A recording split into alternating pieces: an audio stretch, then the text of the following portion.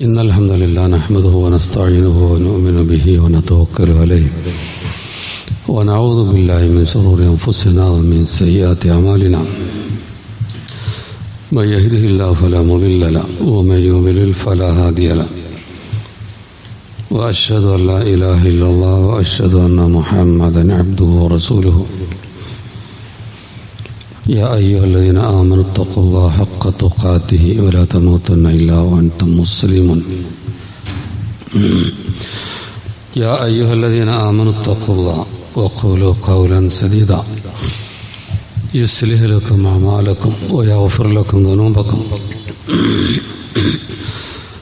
ومن يطع الله ورسوله فقد فاز فوزا عظيما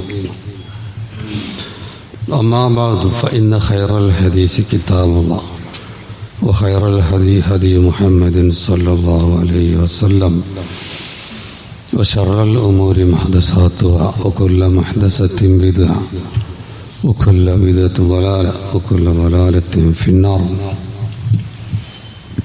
أعوذ بالله من الشيطان الرجيم. بسم الله الرحمن الرحيم. والضحى والليل إذا سجى ما ودعك ربك وما قلى وللآخرة خير لك من الأولى ولسوف يعطيك ربك فترضى. സ്നേഹം നിറഞ്ഞ വിശ്വാസികളെ അല്ലാഹുവിൻ്റെ വിധിവിലക്കുകൾ ജീവിതത്തിലുടനീളം പാലിക്കണമെന്ന് ആദ്യമായി എല്ലാവരെയും വസിയത്ത് ചെയ്യുകയാണ്. പരിശുദ്ധ ഖുർആനിൽ സൂറത്തുൽ ദുഹ എന്ന പേരിൽ അറിയപ്പെടുന്ന ഒരധ്യായം, അതിൻ്റെ തുടക്കത്തിൽ നിന്ന് കുറച്ച് ഭാഗങ്ങളാണ് ഞാനിവിടെ നിങ്ങളെ കേൾപ്പിച്ചത്. പരിശുദ്ധ ഖുർആനിലെ ഒരു അധ്യായമാണല്ലോ സൂറത്തുൽ ദുഹ. പലരും കാണാതെ പഠിച്ചിട്ടുണ്ടാവും. അപ്പോൾ ഇതിൽ നിന്ന് കുറച്ച് കാര്യങ്ങൾ, മനസ്സിലാക്കാവുന്ന പാഠങ്ങൾ, അതിൽ നിന്ന് അല്പം നിങ്ങളെ ഞാനിവിടെ കേൾപ്പിക്കുകയാണ്.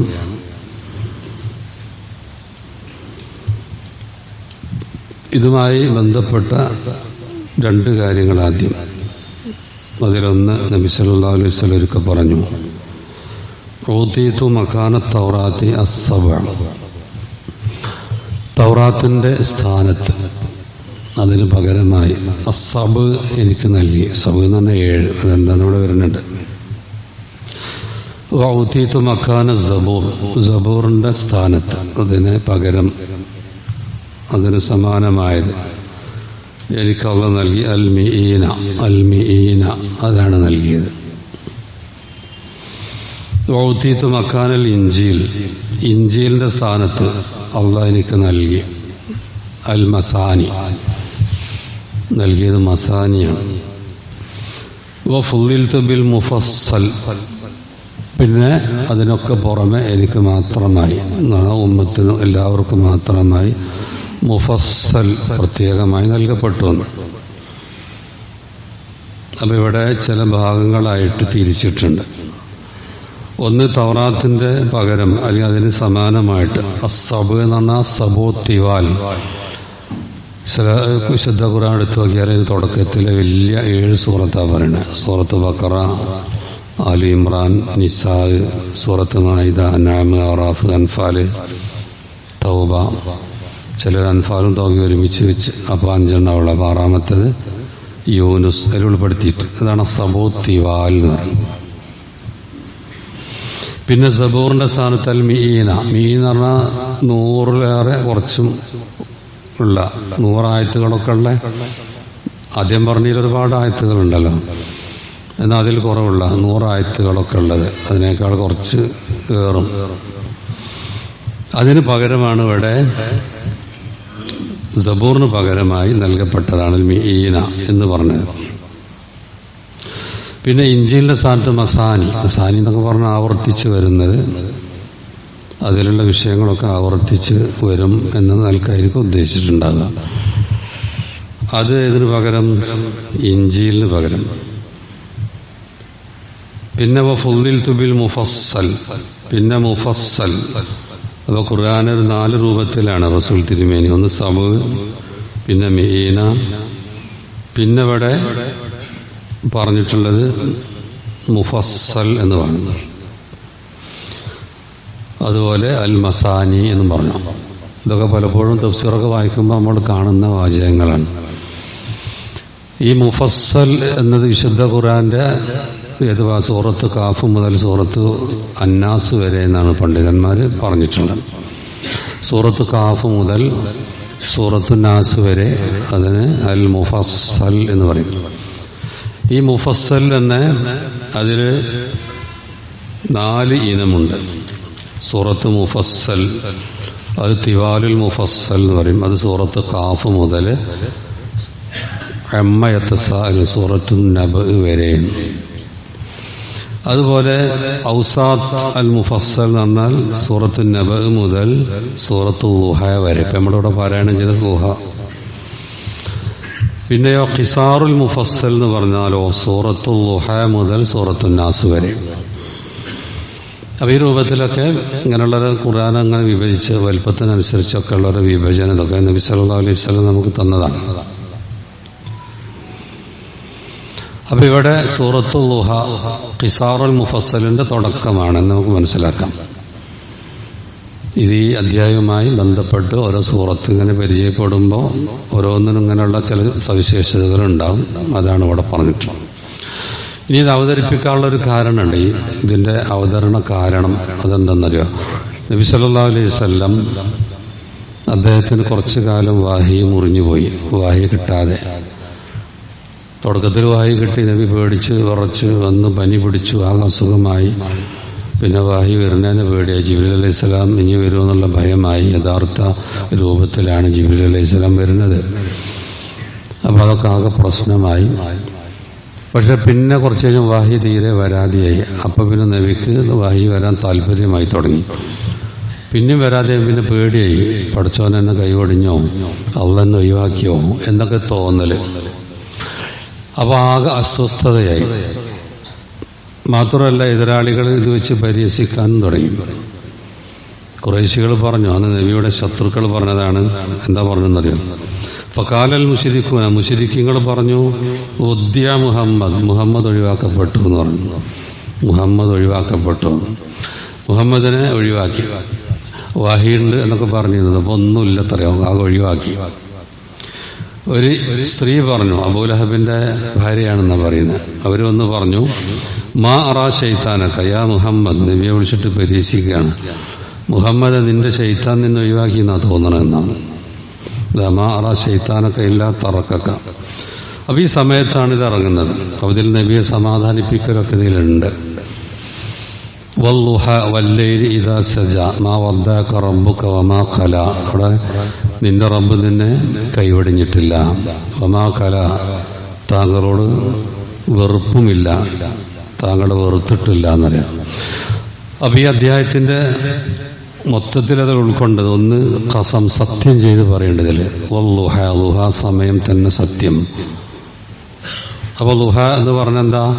സാധാരണഗതിയിൽ സുബൈ കഴിഞ്ഞിട്ട് ഏകദേശം ഒരു 15-20 മിനിറ്റ് കഴിഞ്ഞ് പിന്നെ ലുഹറിന്റെ മുമ്പ് ഏകദേശം ഒരു 15-20 മിനിറ്റ് വരെയൊക്കെ ലുഹന്റെ സമയം എന്നാണ് പറയാറുള്ളത്. എന്നാൽ ലുഹ സമയം മാത്രമല്ല അവിടെ. പിന്നെ വല്ലൈലി ഇദാ സജ, പിന്നെ രാത്രി അവരണം. അപ്പോൾ ലുഹ എന്നുകൊണ്ട് പകൽ മുഴുവനാണ് ഉദ്ദേശിച്ചത്. അപ്പോൾ പകൽ വെച്ച് സത്യം ചെയ്യുന്നു ഒന്നതാണ്. പിന്നെ രാത്രി വെച്ച് സത്യം ചെയ്യുന്നു. റബ്ബ് സത്യം ചെയ്യുമ്പോൾ വലിയ വലിയ അത്ഭുതങ്ങളും ദൃഷ്ടാന്തങ്ങളുമായ വിഷയങ്ങൾ വെച്ചിട്ടാണ് സത്യം ചെയ്യുക. ആകാശഭൂമികളൊക്കെ സൃഷ്ടിക്കപ്പെട്ടത് മുതൽ ഉള്ളതാണല്ലോ രാത്രിയും പകലും. അത് മനോഹരമായി ഇങ്ങനെ മാറി മാറി വരുന്നത് എന്ന് തുടങ്ങിയതാണിത്. രാത്രിയായാൽ ആകാശങ്ങളിൽ നക്ഷത്രങ്ങളും അതുപോലെ ചന്ദ്രനും, പകലാകുമ്പോൾ മനുഷ്യരുടെ ജീവസന്ധാരണത്തിന് വേണ്ടി അവിടെ സംവിധാനം ചെയ്തത്, അതുപോലെ സൂര്യപ്രകാശവും മറ്റുള്ളതൊക്കെ. എത്ര കാലമായി ഇതിന്റെ തുടർച്ച. ഇതൊക്കെ ചിന്തിക്കണം എന്നാ പറഞ്ഞത്. ഇതിനെപ്പറ്റി ചിന്തിക്കണം. രാത്രിയും പകലും മാറി മാറുന്ന കാര്യത്തെപ്പറ്റിയൊക്കെ ബുദ്ധിയുള്ളവർ ചിന്തിക്കുമെന്നൊക്കെ പരിശുദ്ധ ഖുർആൻ പറഞ്ഞിട്ടുണ്ട്. റബ്ബിലേക്ക് അടുക്കാനുള്ള ചില വഴികളാണ് ഇത്. സത്യം ചെയ്തിട്ട് ഇനി പറയാൻ പോകുന്ന വിഷയം എന്താ? അതാണ് മാ വദ്ദഅക റബ്ബുക വമാ ഖല. താങ്കളെ അള്ളാഹു കൈവടിഞ്ഞിട്ടില്ല, താങ്കളോട് അള്ളാഹ്ക്ക് യാതൊരു വെറുപ്പുമില്ല എന്നൊക്കെ പറഞ്ഞുകൊണ്ടുള്ള വിഷയം. പിന്നെ നബി തിരുമേനിക്ക് അള്ളാഹ് ചെയ്തു കൊടുക്കുന്ന അനുഗ്രഹങ്ങൾ പറയണം അവിടെ. ആദ്യം പറഞ്ഞു, ദുനിയാവിനേക്കാൾ താങ്കൾക്ക് ഏറ്റവും നല്ലത് പരലോകമാണ്. വലസോഫയോത്തീക്ക റബ്ബുക ഫത്തർല, താങ്കളുടെ റബ്ബ് നൽകും, താങ്കളപ്പോൾ തൃപ്തിപ്പെടും. അപ്പം അങ്ങനെ നബി തിരുമേനിക്ക് നൽകിയത് പണ്ഡിതന്മാരൊക്കെ ഇങ്ങനെ എടുത്തു നോക്കി ആയത്തിൻ്റെ ഹദീസിൻ്റെ അടിസ്ഥാനത്തിൽ ഇങ്ങനെ എണ്ണിപ്പറയുന്നുണ്ട്. നമ്മുടെ പ്രവാചകന് അള്ളാഹ് കൊടുത്തത് അതിലാദ്യം കണ്ട കുറച്ച് ഭാഗം ഞാനിങ്ങനെയാണ് പറയാം, അത്രേ ഉള്ളൂ. ആദ്യം കണ്ട ഒന്ന് അലീസ്മത്ത് വന്നസം, ഒന്ന് റസൂലിനെ സംരക്ഷിക്കുമെന്ന് അള്ളാഹ് കൊടുത്തത്, ആർക്കും വാഗ്ദാനം ചെയ്യാത്തതാണ്. നബി തിരുമേനി മദീനയിലെത്തിയപ്പോൾ നബിക്ക് ഒരു പ്രശ്നം എന്താ, നബിന്റെ മനസ്സിലൊരു അസ്വസ്ഥത. കാരണം നബിനെയാണ് എല്ലാവരും നോക്കിക്കുന്നത്. മക്കയിൽ ഒരുപാട് ശത്രുക്കളുണ്ട്, മുസ്ലിങ്ങളോട് എത്തിയത് അവർക്ക് മഹാപ്രശ്നമാണ്. അതുകൊണ്ട് അവർ വരും, രാത്രി വന്നിട്ട് ചതിയിൽപ്പെടുത്തും, കൊല്ലുന്നു. അപ്പോൾ ലൈത്ത റജുലൻ യഹ്രിസുനി, ആരെങ്കിലും ഒരാൾ എന്നെ സംരക്ഷിച്ചെങ്കിൽ എന്ന് നബി പറഞ്ഞു. അപ്പോൾ തന്നെ വീടിൻ്റെ അടുത്ത് നിന്ന് രാത്രി ഒരു വാളിൻ്റെ ശബ്ദം. ആരാന്ന് ചോദിച്ചപ്പോൾ സാദാണ് പറഞ്ഞു. എന്തിനെ വന്ന്, അതെ എനിക്കിങ്ങനെ തോന്നി, നിങ്ങൾ ഒറ്റയ്ക്ക് ഇവിടെ കിടക്കുമ്പം ആരെങ്കിലുമൊക്കെ വരും, അവൻ സംരക്ഷിക്കാൻ വന്നതാണെന്ന്. പക്ഷെ വിശുദ്ധ ഖുർആനിലൊരു വചനം ഇറങ്ങി, അല്ലാഹു യാസിമുക മിനന്നാസ്, ജനങ്ങളിൽ നിന്ന് അള്ളാഹ് നിങ്ങളെ സംരക്ഷിക്കുന്ന ആയത്തിറങ്ങിയപ്പോൾ നബി വരെ വിളിച്ചിട്ട് പറഞ്ഞു, നബിനെ കാവൽ നിൽക്കുക, ആരും കാക്കണ്ട, ആരും കാവൽ നിൽക്കണ്ട, എനിക്ക് അള്ളാഹ് സംരക്ഷണം തന്നിട്ടുണ്ട്. അതുകൊണ്ട് ആരും എനിക്ക് വേണ്ടി ഇനി കാവൽ നിൽക്കണ്ട, എൻ്റെ കാര്യം അള്ളാഹ് നോക്കിയിട്ടുണ്ട്. ആ സംരക്ഷണം അതെന്നാണ്. പിന്നെ വിജയങ്ങൾ, ധാരാളം വിജയങ്ങൾ.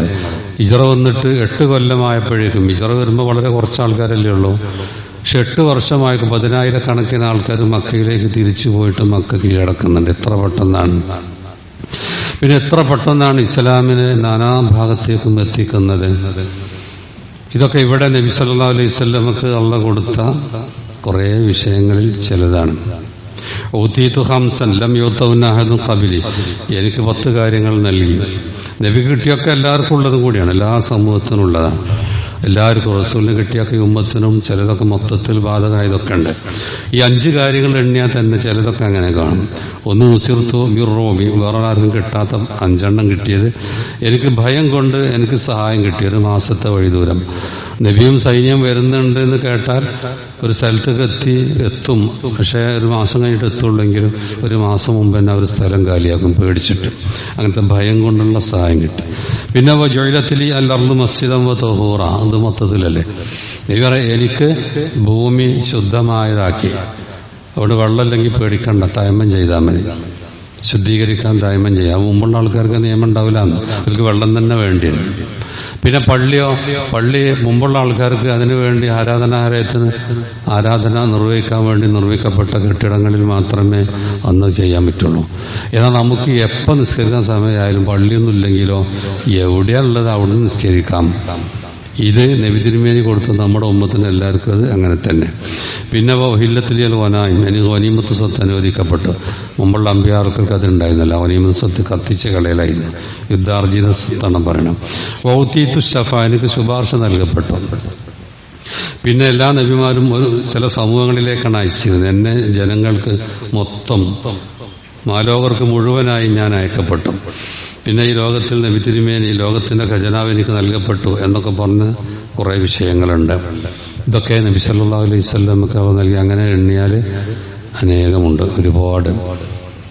നബിയുടെ ഉമ്മത്തിന് വേണ്ടി നബി ശുപാർശ ചെയ്യുമ്പോൾ അവസാനം ഈമാൻ കുറച്ചുള്ളവരെ മുഴുവനും നരകത്തിൽ നിന്ന് ഇങ്ങനെ കൊണ്ടുപോകുന്നത്. നബി വീണ്ടും പ്രാർത്ഥിക്കും, അങ്ങനെയൊക്കെ കൊണ്ടുപോകുന്നത്. ഇതുപോലെ നബിക്ക് കിട്ടിയ വലിയ സ്ഥാനമാണ് അൽ വസീല എന്ന് പറയണത്. അത് വേറെ ആർക്കുമില്ല, നബിക്ക് മാത്രം. അത് ചോദിക്കണം നമ്മൾ.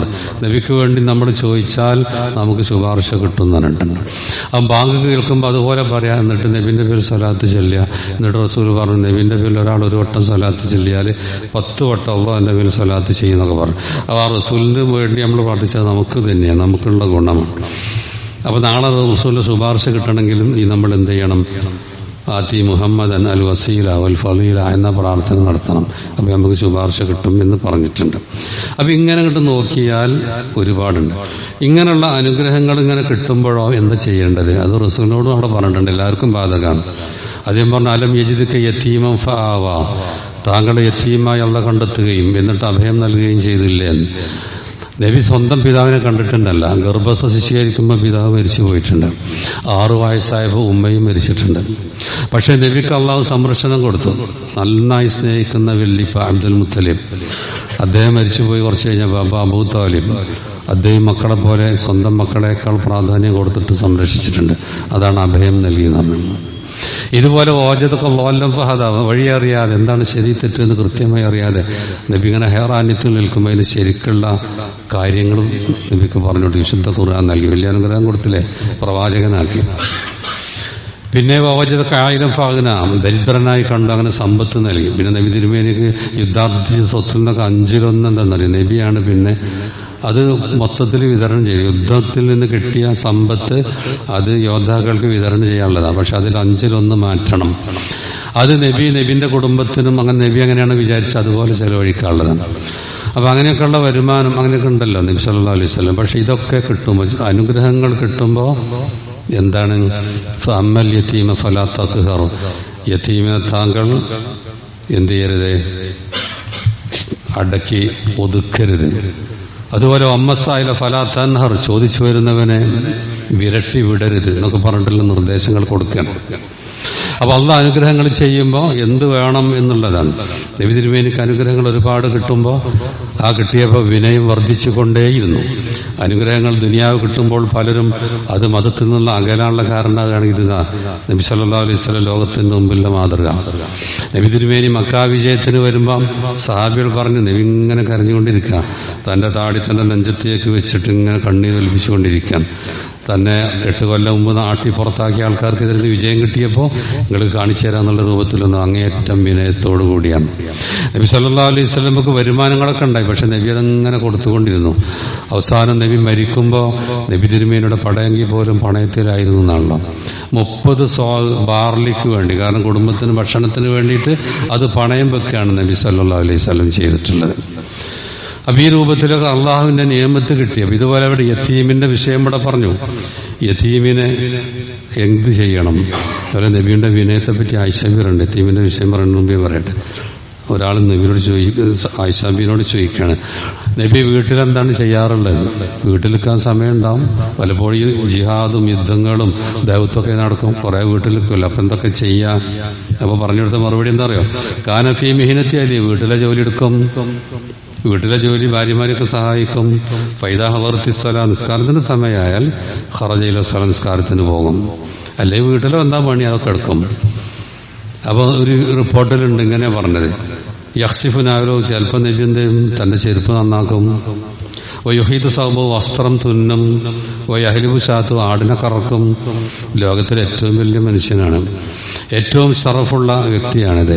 ആ വിനയം ഇവിടെയൊക്കെ നമുക്ക് കാണാൻ പറ്റും. എല്ലാവിധ സൗകര്യങ്ങളും എല്ലാ അനുഗ്രഹങ്ങളും കിട്ടുമ്പോൾ അതിനൊപ്പിച്ച് വിനയങ്ങൾ ഇങ്ങനെ കൂടിക്കൊണ്ടിരിക്കാൻ വേണ്ടി, വിനയം കൂടിക്കൊണ്ടിരിക്കാൻ വേണ്ടി. പക്ഷെ ആഡംബരം കൂടുമ്പോൾ മനുഷ്യന്മാർ നേരെ തിരിച്ചാണ് ഉണ്ടാവുക. അത് മാറണം. ചിലർ കാറൂന്റെ മാതിരിയാവും, ചിലർ ഫിറോവിന്റെ മാതിരിയാവും.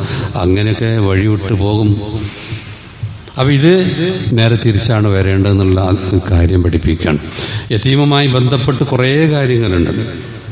ഇസ്ലാം പറയുന്നത് പാവങ്ങളാണ് യതീമുകളും, പിതാവ് മരിച്ചവരാണ്, അവരെ ശ്രദ്ധിക്കണം, കഷ്ടപ്പെടുന്നവരെ സഹായിക്കണം. വലാ തഖ്റബൂ മാലൽ യതീം, യതീമിന്റെ സ്വത്ത് എടുക്കരുതല്ല, അതിനോട് അടുത്തു പോകരുതെന്നാ പറഞ്ഞത്. അവരെ പറ്റിക്കാൻ സുഖമുള്ള ആരുമില്ല ചോദിക്കാൻ, പക്ഷെ വളരെ ശ്രദ്ധിക്കണം. ഇന്നല്ലദീന യഅ്കുലൂന അംവാലൽ യതാമ, യതീമിന്റെ ധനം തിന്നുന്നവർ, ഗുൽമൻ ഇന്നമാ യഅ്കുലൂന ഫീ ബുതൂനിഹിം നാറ, അവരുടെ വയറ്റിൽ അവർ ചെയ്യുന്ന എന്തെന്നറിയോ, നരകത്തെ നിറക്കുകയാണ്. ഇങ്ങനെയൊക്കെ പറഞ്ഞു. എന്നിട്ട് നബി സല്ലല്ലാഹു അലൈഹി വസല്ലം പറയും, ഒരുപാടുണ്ട് ഈ വിഷയത്തിൽ. നബി പറഞ്ഞതാ, അനവ കാഫിലുൽ യതീമി ഫിൽ ജന്നത്തി ഹാക്കദ, തന്റെ 2 വിരൽ ചേർത്തി പിടിച്ച് പറഞ്ഞു, ഞാനും യതീമിനെ സംരക്ഷിക്കുന്നവനും സ്വർഗത്തിൽ ഇപ്രകാരമായിരിക്കും എന്ന് പറഞ്ഞു. നബിയുടെ കൂടെ ആയിരിക്കും അവർ സ്വർഗത്തിലുണ്ട്. അപ്പൊ സമൂഹത്തിലെ കഷ്ടപ്പെട്ടവരെ, കഷ്ടപ്പെടാത്തവർ നന്നായി ശ്രദ്ധിക്കണം എന്നല്ലേ പറയണം. അള്ള സൗകര്യങ്ങൾ കൊടുത്തിട്ടുണ്ടെങ്കിൽ അത് പരീക്ഷണമാണ്. അങ്ങനെ കിട്ടാത്തവരൊക്കെ ഒരുപാടുണ്ടാവും. അവരുടെ വിഷയത്തിലൊക്കെ നല്ല ശ്രദ്ധ വേണം. നബി തിരുമേനി അത് ലോകത്തിന് മഹാമാതൃകയായിരുന്നു എന്നുള്ള കാര്യമൊക്കെ ഈ അധ്യായം വെച്ച് തന്നെ നമുക്ക് അള്ളാഹു പറഞ്ഞു തരുന്നുണ്ട്. അള്ളാഹു നമ്മെ എല്ലാം അനുഗ്രഹിക്കുമാറാണ്. അൽഹംദുലില്ലാഹി വസ്സലാത്തു വസ്സലാമു അലാ റസൂലില്ലാഹി വഅലാ ആലിഹി വസ്സഹ്ബിഹി അജ്മഈൻ. അമ്മാ ബഅദ്. സ്നേഹം നിറഞ്ഞ സത്യവിശ്വാസികളെ, വിശ്വാസിനികളെ, അള്ളാഹുവിൻ്റെ വിധിവിലക്കുകൾ ജീവിതത്തിലുടനീളം പാലിക്കണമെന്ന് ഒരിക്കൽ കൂടി എല്ലാവരെയും വസിയത്ത് ചെയ്യണം. സൂറത്തുൽ ദുഹ അതിൻ്റെ ചില കാര്യങ്ങൾ മാത്രമാണ് അവിടെ പറഞ്ഞത്. അതിൽ പിന്നെ അമ്മ സായില ഫലാത്ത ചോദിച്ചു വരുന്നവനെ വിരട്ടി വിടരുതെന്നൊക്കെ പറഞ്ഞു. നബി സല്ലല്ലാഹു അലൈഹി വസല്ലം എപ്പോൾ ചോദിച്ചാലും ഇല്ല എന്ന് പറയലുണ്ടായിരുന്നില്ല. അത് നബിൻ്റെ ഇങ്ങനെയായിരുന്നു. അഥവാ ഇല്ലെങ്കിൽ പിന്നെ വരാൻ പറയും. അങ്ങനെയൊക്കെയാണ് നബി സല്ലല്ലാഹു അലൈഹി വസല്ലമിനെ പറ്റി പറയുന്നത്. എന്നാൽ ചോദിച്ചു വരാത്ത കഷ്ടപ്പെട്ടവരും ഉണ്ടാവും. പ്രത്യേകം വിശുദ്ധ ഖുർആൻ പറഞ്ഞു ചോദിക്കാൻ വേണ്ടിയിരിക്കും അഭിമാനം കൊണ്ട്. പക്ഷെ കണ്ടെത്തിയൊക്കെ കൊടുക്കണം എന്ന് പറഞ്ഞു. കാരണം ഈ അധ്യായത്തിലൊക്കെ അതാ കഷ്ടപ്പെടാത്തവർ കഷ്ടപ്പെടുന്നവരെ സഹായിക്കാനുള്ള പതി പറയുന്നത്. അപ്പോൾ ആ കൂട്ടത്തിൽ ഞാൻ ഒരു വിഭാഗത്തൊപ്പം ഒന്ന് സൂചിപ്പിക്കാനുണ്ട്. അതെന്താ വെച്ചാൽ എല്ലാവർക്കും അറിയുന്നൊരു വിഷയമാണെന്നാലും ഇന്ന് ഏറ്റവും കുറഞ്ഞ ശമ്പളത്തിന് ജോലി ചെയ്യുന്നൊരു കൂട്ടരുണ്ട്. അതാരാര്യങ്ങൾ നമ്മുടെ മദ്രസ അധ്യാപകരാണ്. നിങ്ങൾ നോക്കിയാൽ എവിടെ നോക്കിയാലും ഏറ്റവും കുറഞ്ഞ ശമ്പളം ആർക്കും ചോദിച്ചാൽ മദ്രസ അധ്യാപകരായിരിക്കും. ഇപ്പം അടുത്തത് വലിയൊരു വിഷയമായി. ഒരു മദ്രസ അധ്യാപകൻ ആത്മഹത്യ ചെയ്തത്. അപ്പോൾ ആത്മഹത്യൻ്റെ വിധിയും കാര്യമൊക്കെ നമുക്കറിയും. അത് ഭയങ്കര കുറ്റമാണ്, നരകത്ത് പോകുന്നത്. അതൊക്കെ അറിയുന്നവരെന്നെ പ്രതിസന്ധി കൂടി സഹിക്കാൻ കഴിയാതെ അങ്ങനെ ചെയ്തെങ്കിൽ അതിൻ്റെ കുറ്റം അദ്ദേഹത്തിൽ മാത്രമല്ല അദ്ദേഹത്തിൻ്റെ പരിസരത്തുള്ള സമൂഹത്തിന് കൂടി ഉണ്ടാവുന്ന മനസ്സിലാക്കേണ്ടത്. കാരണം പലരും അവനവന് നല്ല സുഖമാണ്, മറ്റവരും അങ്ങനെ ആയിരിക്കും എന്നാണ് വിചാരിക്കുകയാണ്, അങ്ങോട്ടും ഇങ്ങോട്ടും തിരിഞ്ഞു നോക്കാതെ. വാസ്തവത്തിൽ അങ്ങേയറ്റം കഷ്ടപ്പെടുന്ന ഒരു വിഭാഗമാണ് ഈ മദ്രസ അധ്യാപകർ. എന്നാൽ പലരും അതുകൊണ്ട് മാത്രം ജീവിക്കുന്നവരുണ്ട്. അവർക്ക് എന്താ വരുമാനം ചോദിച്ചാൽ ഈ മദ്രസയിൽ അത് എത്രയാ? അപ്പോഴത്തെ മദ്രസയിലെ ശമ്പളം 2000, 3000 അല്ലെങ്കിൽ കുറവ്, ചിലപ്പം കൂട് കയറി വന്ന 10,000-ൻ്റെ മീതൊക്കെ വളരെ വളരെ അപൂർവമൊക്കെ ഉണ്ടാകുമെന്ന് എനിക്ക് തോന്നണം. ഇതുകൊണ്ടൊക്കെ എങ്ങനെ ജീവിക്കുക? നിങ്ങൾ ആലോചിക്കുകയും ഇതുകൊണ്ട് എങ്ങനെ ജീവിക്കുക ഒരു പ്രശ്നമല്ലേ? അപ്പം നമ്മെ സംബന്ധിച്ചിടത്തോളം ഇത്തരം ആൾക്കാരെ നമ്മൾ സഹായിക്കേണ്ടത് എന്തുകൊണ്ടാണ്? ഇവരെന്താ പഠിപ്പിക്കണ വിഷയം? ഇവരേറ്റവും പ്രധാനപ്പെട്ട നമ്മളെ കുട്ടികളെ പഠിപ്പിക്കുന്നത്. നമ്മളൊക്കെ തന്നെ ഇപ്പോൾ നിസ്കരിക്കുമ്പോൾ ഫാത്തിഹ സൂറത്ത് ഓതുന്നുണ്ട്, അതിന് ശേഷമുള്ളതുകൊണ്ട് നിസ്കാര ദിക്റുകൾ ചെല്ലുന്നുണ്ട്. ഇതൊക്കെ ശരിക്കും മിക്ക ആൾക്കാരും പഠിച്ചത് ഈ പാവപ്പെട്ട മദ്രസയിലെ അധ്യാപകർ പഠിപ്പിച്ചത് കൊണ്ടല്ലേ മരിക്കണവരെ പിന്നെ അത് ചെയ്തുകൊണ്ടിരിക്കുന്നത്. പക്ഷെ അത്തരം ആൾക്കാരെ നമ്മൾ ആലോചിക്കാൻ ഇപ്പം നമ്മുടെ കൂട്ടായ്മ മദ്രസ ക്ഷേമനിധി നിലനിൽക്ക് തുടങ്ങി. കഴിഞ്ഞ പ്രാവശ്യം വീടില്ലാത്തവർക്ക് അപേക്ഷ കൊടുക്കാൻ പറഞ്ഞപ്പോൾ കുറേ അപേക്ഷ കിട്ടി. അപ്പോൾ ചില ആൾക്കാർ അപേക്ഷ കിട്ടുമ്പോൾ നോക്കണമല്ലോ അവരെ വീട് നോക്കാൻ. വീട് കണ്ടപ്പോൾ തന്നെ അത്ഭുതപ്പെട്ടു. നമ്മുടെ ചില ഇതുണ്ടല്ലോ ഈ മഴൻ്റെ ഉള്ള സ്ഥലത്ത് ചില ബാത്റൂം അത് മേൽക്കൂരൽ ഉണ്ടാകാൻ കഴിയില്ല. അപ്പോൾ എവിടെന്തെങ്കിലുമൊക്കെ വല്ല ഫ്ലക്സ് ബോർഡ് ഉണ്ടാവും, അവിടെ വല്ല പന്തളിൻ്റെ ഫ്ലക്സ് ബോർഡോ വേറെ എന്തെങ്കിലുമൊക്കെ അത് വെറുതെ കിടക്കണം. അത് എടുത്തിട്ട് അതിൻ്റെ മേലെ വെക്കണം, കണ്ടില്ലേ? അത് ബാത്റൂമല്ല, ഒരു മദ്രസ ടീച്ചറെ വീട് അങ്ങനെയായിരുന്നു. അങ്ങനെയുള്ളതിൻ്റെ മേലെ അതിൻ്റെ മേലെ ഫ്ലക്സ് ബോർഡ് വെച്ചിട്ട്. അപ്പോൾ നമ്മുടെ മക്കളെ പഠിപ്പിക്കുന്ന അധ്യാപകർ ചിലരുടെ ആക്കള അവസ്ഥയാണ് ഞാനീ പറഞ്ഞിട്ടുള്ളത്. അപ്പോൾ ഇത്തരം ആൾക്കാരൊക്കെ നേരത്തെ പറഞ്ഞ പോലെ ആത്മഹത്യയിലേക്ക് മറ്റൊക്കെ എത്തിയാൽ അവർക്ക് മാത്രമൊന്നും ആയിരിക്കില്ല ആ കുറ്റം കിട്ടുക. നമ്മുടെ മക്കളെ പരലോകത്തിന് വേണ്ടി സജ്ജരാക്കുന്ന ആൾക്കാരെ തീരെ ശ്രദ്ധിക്കാതിരിക്കുക, അതൊരു വലിയ പ്രശ്നമല്ലേ? അതുകൊണ്ട് അടുത്ത വെള്ളിയാഴ്ചൻ്റെ ഒരു വിരുദ്ധ 500-ൽ കുറയാത്തത്, അങ്ങനെയൊക്കെ നമ്മളിത് പറയുന്നത്, 500-ൽ കുറയാത്തതെങ്കിലും ഇത് കൊടുക്കുക. കാരണം കുറേ വീടുകൾ ഉണ്ടായി കൊടുത്തു, ഇനി ഒരുപാട് അപേക്ഷകളുണ്ട്. മാത്രമല്ല അവർക്ക് പെൻഷൻ പറ്റിയ കുറേ പ്രായമായതൊന്നും പറ്റൂലല്ലോ. വേറൊന്നുമില്ലാത്തല്ല അവരെ സഹായിക്കുക, ചികിത്സാ സഹായം വളരെ വ്യവസ്ഥാപിതമായി അത് ചെയ്യുന്നുണ്ട്. അതുകൊണ്ട് അത് നമ്മുടെ കൂട്ടായ്മ അവരുടെ ക്ഷേമത്തിന് വേണ്ടി ഒരു ഫണ്ട് ശേഖരണമാണത്. അത് നിങ്ങൾ എല്ലാവരും സ്ത്രീകളൊക്കെ ശ്രദ്ധിക്കണം എന്നാണ് പറയാനുള്ളത്. ഓരോരുത്തരും അത് ചെയ്യുക. നല്ലൊരു കാര്യമാണ്, ഒരിക്കലും വെറുതെ ആവില്ല. നല്ലൊരു കാര്യത്തിന് വേണ്ടിയാണ് സാന്ദർഭികം ഉറപ്പിച്ചതാണ്. ഏതായാലും സൽക്കർമ്മങ്ങൾ ചെയ്ത് മുന്നേറുക. അള്ളാഹ് നമുക്ക് ചെയ്ത അനുഗ്രഹങ്ങൾക്ക് നമ്മളെപ്പോഴും ബോധവാന്മാരാവണം, നന്ദി കാണിക്കണം. നമ്മുടെ ഈ പറഞ്ഞ അധ്യായമൊക്കെ അതിൽ നമ്മളെ ഓർമ്മിപ്പിക്കുന്നതാണ്. നമുക്ക് നൽകിയെങ്കിൽ നമ്മൾ പിന്നെ റബ്ബിലേക്ക് കൂടുതൽ അടുക്കാൻ വേണ്ടിയിട്ടാണ് അത് ഉപയോഗിക്കേണ്ടത്. അപ്പോൾ എല്ലാവരും ഇത്തരം കാര്യങ്ങളൊക്കെ ശ്രദ്ധിക്കുക. അള്ളാഹ് പറഞ്ഞതനുസരിച്ച് ജീവിക്കാനുള്ള തൗഫീഖ് എല്ലാം നമുക്കെല്ലാവർക്കും അള്ളാഹ് പ്രദാനം ചെയ്യുമാറാവട്ടെ. അള്ളാഹ് നമ്മയൊക്കെ അമ്പിയാക്കളുടെ കൂടെ നമ്മുടെ നബിൻ്റെ കൂടെ ജന്നാത്തുൽ ഫിർദൗസിൽ പ്രവേശിപ്പിക്കുമാറാവട്ടെ. റബ്ബനാ ആതിനാ ഫിദ്ദുനിയ ഹസനതൻ വഫിൽ ആഖിറതി ഹസനതൻ വഖിനാ അദാബന്നാർ. റബ്ബനാ ലാ തുസിഗ് ഖുലൂബനാ ബഅദ ഇദ് ഹദൈതനാ വഹബ് ലനാ മിൻ ലദുൻക റഹ്മ ഇന്നക അൻതൽ വഹ്ഹാബ്. اللهم اغفر للمؤمنين والمؤمنات والمسلمين والمسلمات. اللهم اعز الإسلام والمسلمين وأذل الشرك والمشركين. اللهم أجرنا من النار. وآخر دعوانا أن الحمد لله رب العالمين.